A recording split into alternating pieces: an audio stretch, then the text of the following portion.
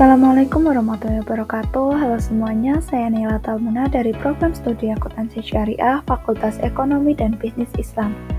Di sini saya akan menjelaskan tentang perencanaan dalam mata kuliah pengantar manajemen yang diampu oleh Bapak Yuda Trishananto, SPD, MM. Pengertian dari perencanaan.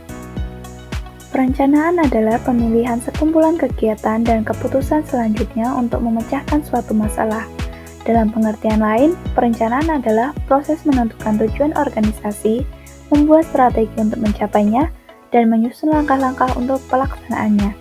Ini merupakan fungsi dasar dalam manajemen. Selanjutnya, pentingnya manajemen. Pentingnya manajemen ini ada 4 bagian. 1. Menentukan tujuan yang tepat. Perencanaan ini membantu organisasi menetapkan tujuan yang jelas dan mengembangkan strategi untuk mencapainya. Yang kedua, mengurangi ketidakpastian.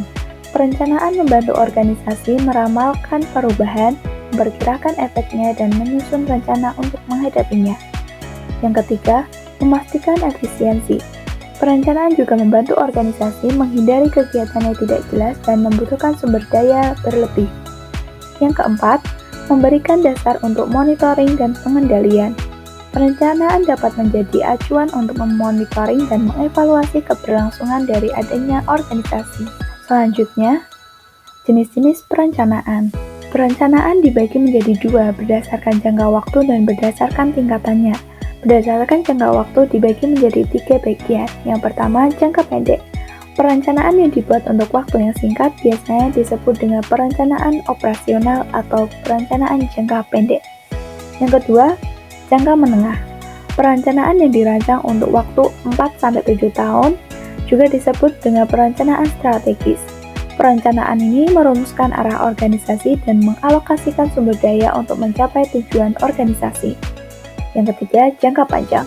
Perencanaan yang dibuat dan akan berlaku dalam kurun waktu 10-25 tahun. Berdasarkan tingkatannya, dibagi menjadi 3, yaitu strategis, taktis, dan operasional. Strategis perencanaan ini dilakukan oleh manajer puncak, sedangkan taktis dilakukan oleh manajer menengah, dan operasional direncanakan oleh manajer tingkat bawah seperti middle dan lower management. Selanjutnya ada proses perencanaan. Dalam proses perencanaan ini dibagi menjadi 6, yaitu 1.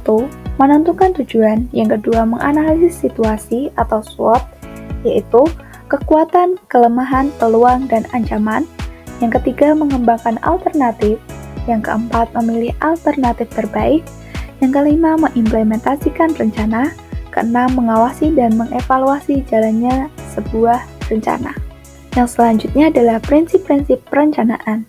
Perencanaan sendiri ini memiliki 4 prinsip, yaitu pertama, tujuannya harus SMART, specific, measurable, achievable, relevant, temporal.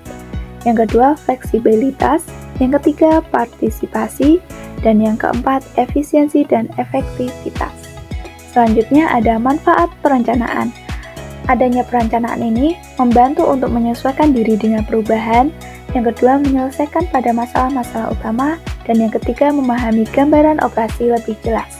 Namun, dengan adanya manfaat tentu saja ada juga kelemahan. Kelemahan dari perencanaan adalah 1. Cenderung menunda kegiatan, yang kedua membatasi untuk berinisiatif dan berkreasi lebih, dan yang ketiga perbedaan hal yang direncanakan dengan hal yang terjadi.